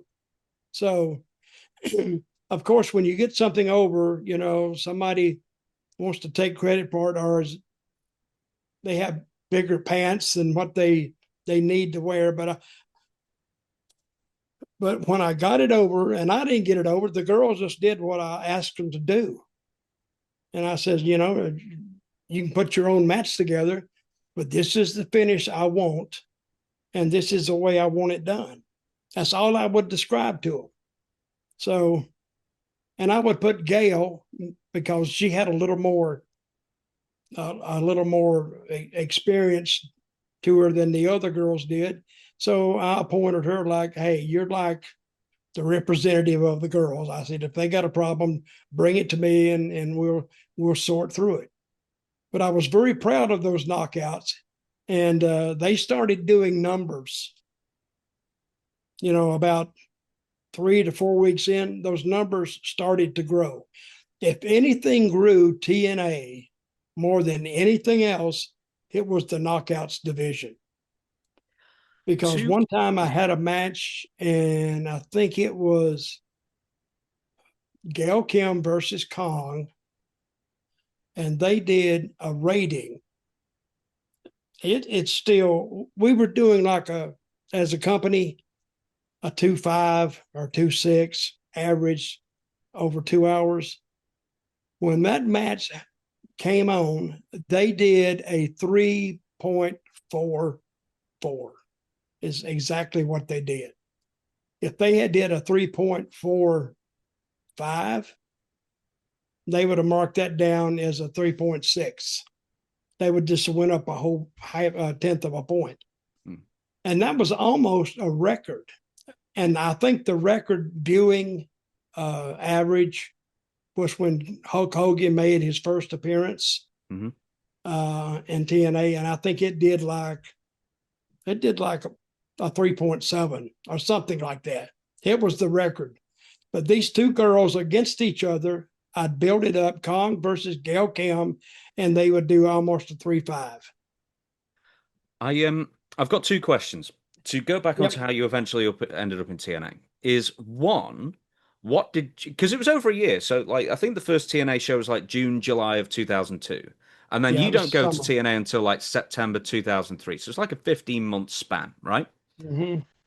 One, what changed to make you take the TNA job? And two, why did Jeff feel like you needed a second creative mind in Vince Russo to work with you when you were doing so well on your own?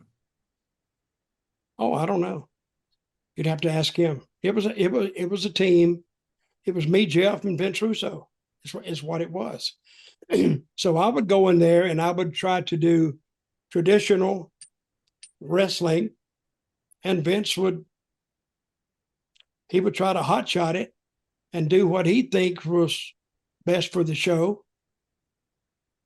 But if you keep doing those things, hotshot and trying to surprise the fans every week and doing something unexpected, after a while, when you don't do that, and I mean, if it got over at all, if you didn't do that, people say the show kind of drug today. But if you tell a story, and I think for a 2-hour show, you need about 3 stories that make sense, that flow in a organized manner, and it's coming to a head. If you stay that route, I think it'll take you a long way. But Vince didn't see it that way, and it is what it is, and it ended up the way it ended up. But I showed with the girls that if we take a logical route and tell a story and get somebody over, I think you got viewers, and we did. So why did you take the job then in 2003 when you didn't in 2002? No, I didn't want to. I just didn't want to go through I knew it would be kind of if Jeff was there, I was okay, and there was another problem, and I don't know how much Jeff's wife was sick, and I don't know, she had cancer before. Mm-hmm. And I think that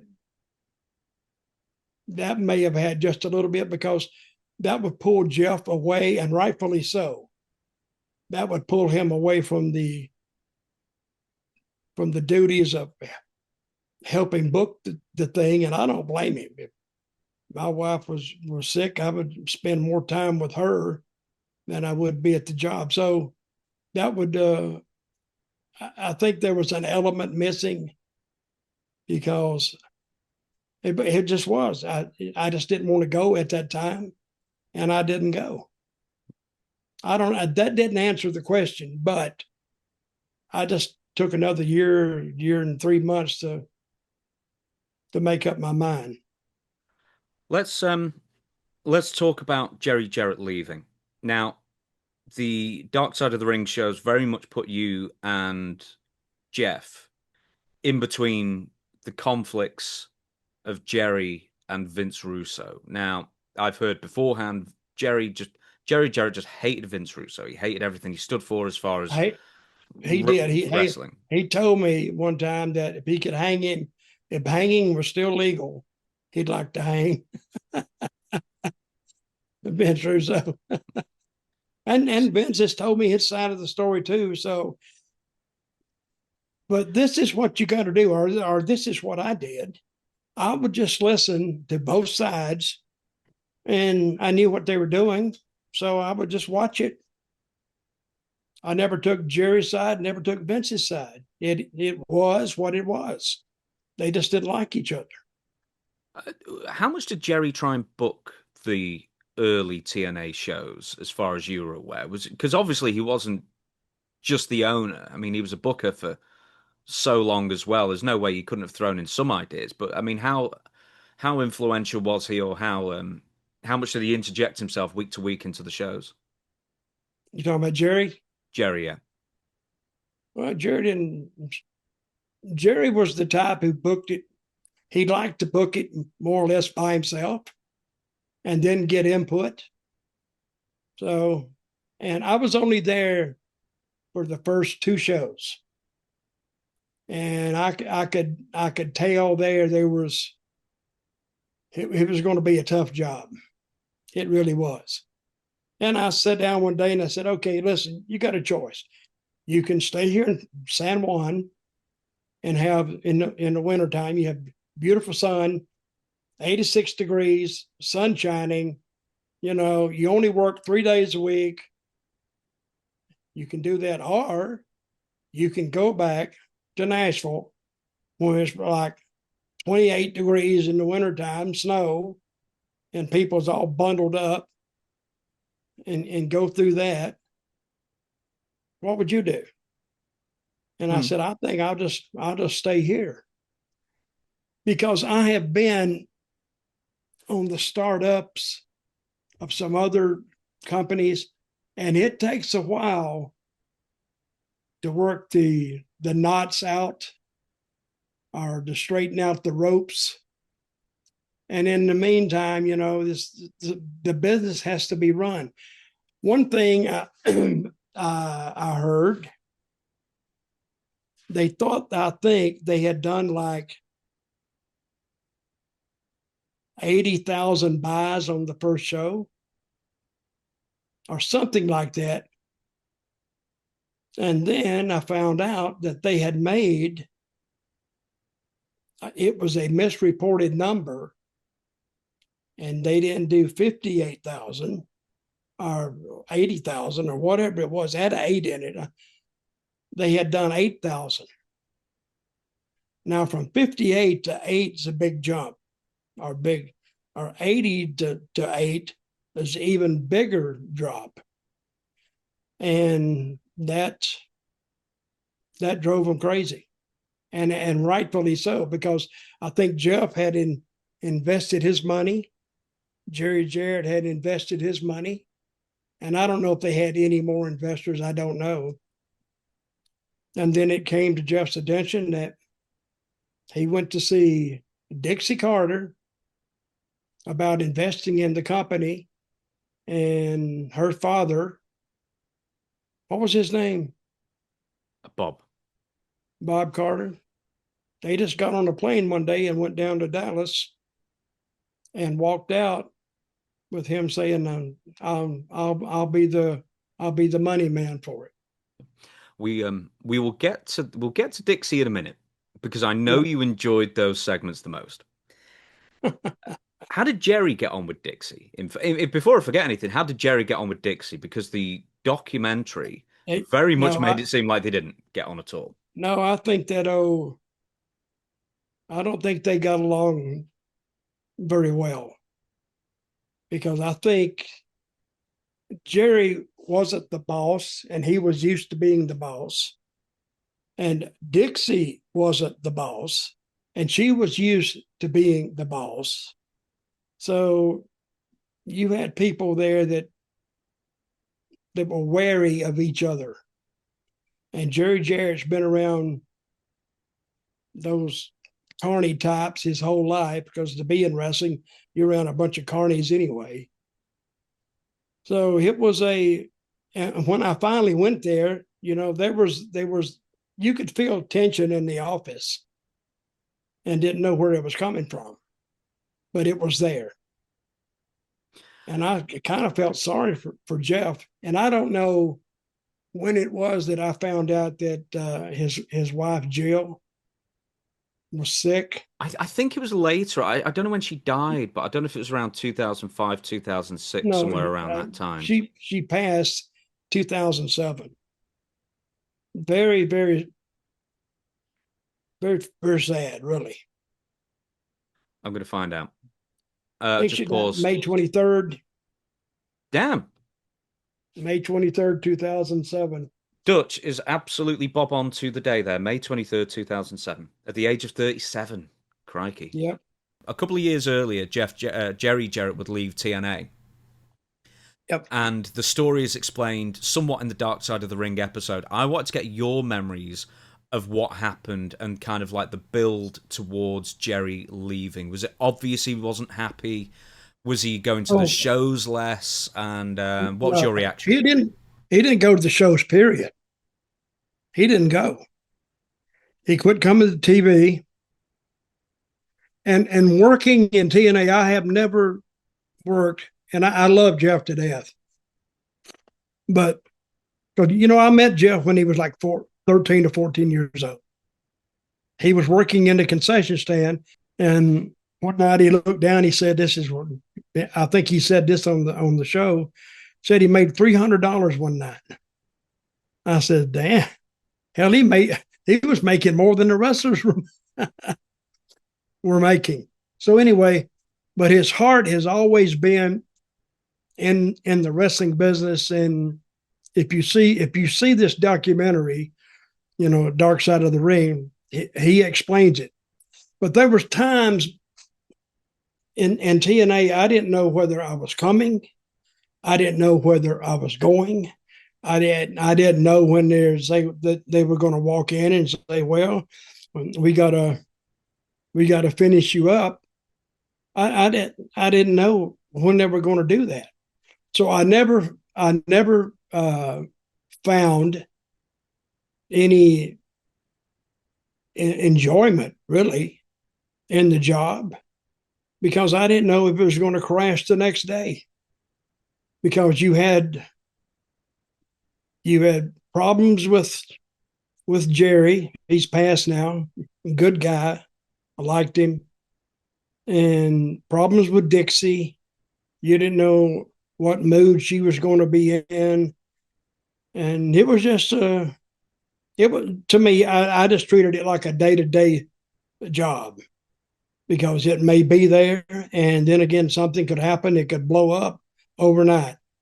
So I never really considered it permanent, although I lasted there 11 years. 6. 10 years? 6? Yeah, 2003 to 2009. That's 6 years. Well, it felt like 10. Let me say that. So, well, what was your reaction to when Jerry Jarrett ends up on WWE.com's website? Because obviously he wanted out, but it's a really weird way of getting fired. What was your reaction? He wanted. I loved it. I loved it, but hey, I was already in a mode of this thing is not going to go much farther anyway. So, and this is Dixie. We would say, we would ask her. She would put something in a safe, some numbers for some reason.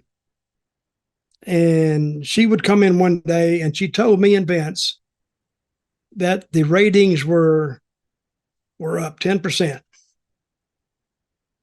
And we said, okay. 10% from what? And she never told us. They were just up 10%. Well, they're up, but we could have done a 1 or 2 or 3 or whatever, but up from what? And she never told us, and we never got any type of information from Dixie. She was she didn't understand the wrestling business at its core, I don't think. And I don't think she even tried to learn. But having her ask questions, and she would sit out there when we would do TV in Orlando, she would always sit on the right-hand side from where we would look at it. She'd always sit on the right-hand side, about the second or third row back, and she'd sit there and she'd watch the show. But I don't think she understood what she was watching. She never attended any kind of a creative meeting.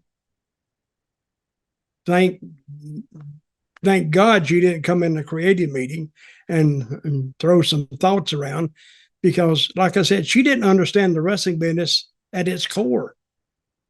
She just had some money from her father that they invested. And what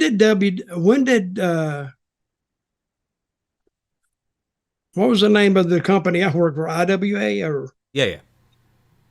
When did it fold up? What, IWA? No. TNA. When did it fold? Well, it didn't. It's still going. That's the scary thing. Oh, it is still going. That's right. It is still going. I forgot that. But see, that shows you how much. I don't even watch their show. I think they have about 100,000 people watching their show. It's a little more, but not too much more. They're definitely on a downturn again. They had the biggest. TNA had like the biggest gift handed to them in like 14, 15 years, something like that, and they managed to just kill themselves into obscurity almost immediately. Again, we'll forget about TNA for now. Let's go back into when you were there. first time you meet Dixie, what is she introduced to you as? Because one of the people I think Scott D'Amore says in The Dark Side of the Ring that she overheard Scott call Jeff boss, right? And then Dixie pulled him to the side and say, I don't want you to ever call him boss again. I'm your boss. And it's like, damn, we didn't realise there was such a power struggle going on for TNA at that point. So what was Dixie introduced to you as when you first met her in 2003? She wasn't introduced to me as, that I recall, as anything. She was just Dixie, and she was just part of the team. I knew the story, and I knew that her family owned the company, and she was there to oversee her family's investment in the company. And I'm more or less, well, as we've already said, there was a lot of tension in that office, and sometimes you didn't know where it was coming from. But I've always been really, really good at detecting tension with people that I don't even know. I didn't know half those people. I knew Dixie, and they ran another company too, and I didn't know if they were working for TNA or working for the other company. But it was a strange feeling. It really was. Did you ever meet Bob, or did Bob ever go to the shows? I think I met him one time. And he went to a show, and I don't know, I think he went to a show in Orlando. I think I met him once. Just so everybody's caught up in case you've not seen it yet, TNA has an original financier who goes belly up almost immediately because the guy was like they own like a load of rehab centers in the US and Puerto Rico, right? And there were loads of money. Essentially, almost immediately he gets indicted on fraud charges, and therefore he pulls all the funding, which is where Dixie Carter, who they'd hired Dixie Carter's PR firm. And Jeff Jarrett was just calling people around and saying, look, this thing's going under. And then Dixie says, well, get in touch with my dad. And then he's a, 9 figures in the bank kind of guy, incredibly rich. And that's how they end up with the Bob Carter and Panda Energy family, essentially. And it's either you own 100% of nothing, or you kind of sell your soul to a bit or sell a large piece of the company to keep it going. And that's what Jeff did, of course. How long did it take for Dixie to start? I know you said she was never in the creative meetings. But people were getting in her ear, were they not? People were doing what? People were getting in Dixie Carter's ear, and if they wanted something, then they'd mention it to her instead of Jeff or you or whatever. And then there's a story that Vince Russo said where he started interfering, or someone said about Vince, where he started suggesting things that are out of character for him, and it turns out the suggestions were coming from Dixie. When did all that start? Well, I couldn't put a date on it, but was it late or early on in the tenure? Oh, it was later. I think Dixie had to feel the lay of the land first, and I think once she kind of got it into her head that maybe this was a ship without a captain, she was trying to fill that in. It was. I can't even describe it, really. She didn't know what she was doing, but that went to every part of the company. We would go to, I don't know who booked these towns. I don't know who was supposed to be booking it, but some of those towns would draw. I mean, the TV show was much better than the house shows. So it was just, it was what it was. So I was looking to Jeff I was following his lead because Jeff brought me in, and I know Jeff, and I knew Vince, but not that well. And I did not know Dixie from Adam's House Cat. So when you went to Dixie, and you try to talk in wrestling terms, she didn't know what you were talking about. So I remember one time we booked a show, and we went all out in it, and it was because our buy rates, they weren't doing good. This was before the girls came along. The buy rates weren't doing good, and we needed to really stoke this buy rate. And I don't know whose idea it was. Could have been mine. I said, and it was Samoa Joe versus Kurt Angle in a loser leave the company match. And Dixie called me in her office one day, and it was my idea to make the match very important. It was the TNA title, and who won would win the TNA title, but the loser would have to leave the company. It was like the final stake for Joe, Samoa Joe. She called me in the office one day, and she asked me, whose idea was it to make this the loser leaves TNA? And she was kind of agitated, irritated. And I went, and it kind of teed me off a little bit. You got to watch your temper, because she was the boss. So I went, oh, well, it was my idea. Now, I think she wanted me to say it was Jeff's idea or it was Vince's idea, but it wasn't their idea. It was my idea. So now she looked at me like, how do you come to that decision like that to make it the loser leaves TNA? And I went, Dixie, Joe is going over in the match. So it doesn't matter anyway, because he's not going to lose. He doesn't have to. It's just to make the appearance that it's all for nothing. I mean, everything's on the line. If I don't win, I'm gone. And she still didn't accept that, because it wouldn't have changed nothing anyway. It just made the match seem more important. And we walked in, I think about 3 weeks later, and we had set a record for buys. And this was up into the 80,000 range, because that little thing, making it all for nothing, I mean, the loser's going to leave, made the difference in the buy rate. But she didn't give me credit. She didn't give the creative team credit. She just said, well, she just went on her. There were no thanks given. So that's what we had to deal with. Does that make sense? Yeah, absolutely. We were talking beforehand, and you said, man, I loved it when everyone was burying Dixie. She wouldn't be interviewed for the show. Yeah, well, Dixie was Dixie. And see, I don't like to bury people that much. I could. And because all wrestlers do it, they just bury people.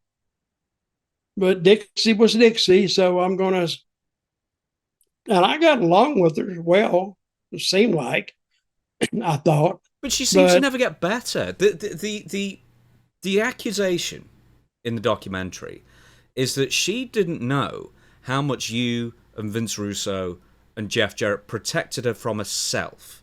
Because once Jeff is gone, on the pretext of the Karen Angle thing, that we won't get into here, the second person gone is you, because you're Jeff Jarrett's guy. Yep. And then other people would go as well, Road Dogg Savio, Jim Cornette. Probably some more as well. And then they've got that few-month period between September, October, and then before Eric Bischoff and Hulk Hogan turned up. And it's almost like you guys, who were fired, were kind of suppressing Dixie's worst impulses to be on screen and to have more of a say, because obviously she knew nothing of what she was doing.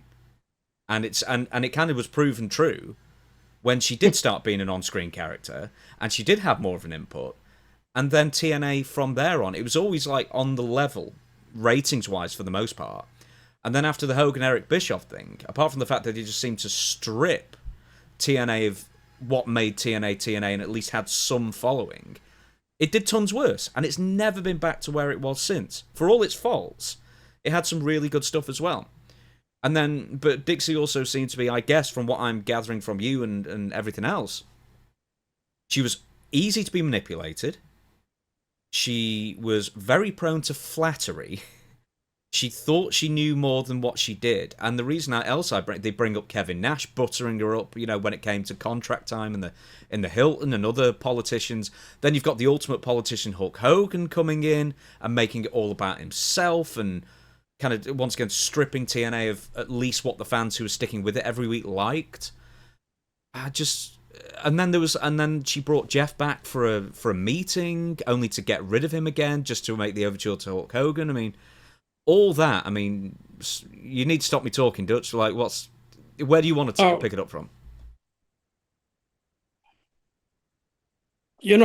Bringing all that stuff up, I really haven't thought about it that much, because it was a bad time in my life too. Because I hate to be on uncertain grounds, uncertain status. And that's what I always got from Dixie. But Dixie did like flattery, because I've seen guys go to talk to Dixie, and she loved that they would go and hold a private conference with Dixie, and that whoever that person was that went through that, they were the darlings for the next week or so.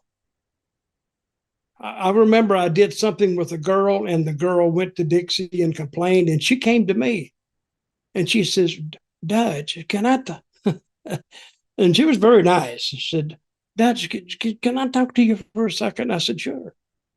And I went over there, and she says, what you have, say, Beverly do? What you have Beverly doing, do you think that's the best thing for her character? And I forgot what Beverly was doing. I think it wasn't anything important. It wasn't anything that was going to change the status of anything. The girl just didn't like it. And so she, instead of coming to me and expressing her concerns, she jumped me or Vince, and Vince would have sent them to me anyway, and went straight to Dixie. So Dixie comes to me. See, you can't run an organization like that. You can't run if you're telling somebody to sweep the floor and they don't want to sweep the floor, but then goes to the boss and says, well, I don't want to do that. I need to be doing this. They don't know what they need to be doing, because they're basically hired to do a job. And it was that way all the time. And Dixie never liked the knockouts. You know why? Competition for her. That's what I figured. I thought. And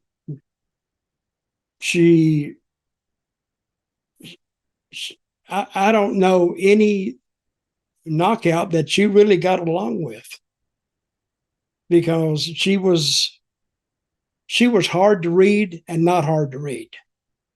And you didn't know what kind of mood she was going to be in, or plus her husband worked in the office too, which was another, you'd have to, you couldn't say anything around him, because, he'd just go right back and tell her. I've never been in a more, I don't know the word I'm looking for, a more compressurized atmosphere. Is that a word? Compressurized? Compressed. But I'm using it anyway. It'd just be pressurized or compressed. Yeah. But it was just hard to work there. It's hard to think about doing an angle in wrestling and you have all these things in the back of your head. And I don't know. If I made 6 years there, I don't know how I did it. We are probably going to pick this up again next week because it's going to be part 3, the final of 3 parts, airing later this week, and then we can pick it up next week to get more of your thoughts on the Eric Bischoff Hogan era and beyond, and also we'll probably end up talking about Karen and Jeff and Kurt at that time as well. So until then, we're going to be back on Friday with Ask Dutch Anything. If you want to contact this show, submit your question. It is questionsfordutch@gmail.com. And until then, until Friday, everybody within the sound of my voice, and Dutch especially, we the people. We the people.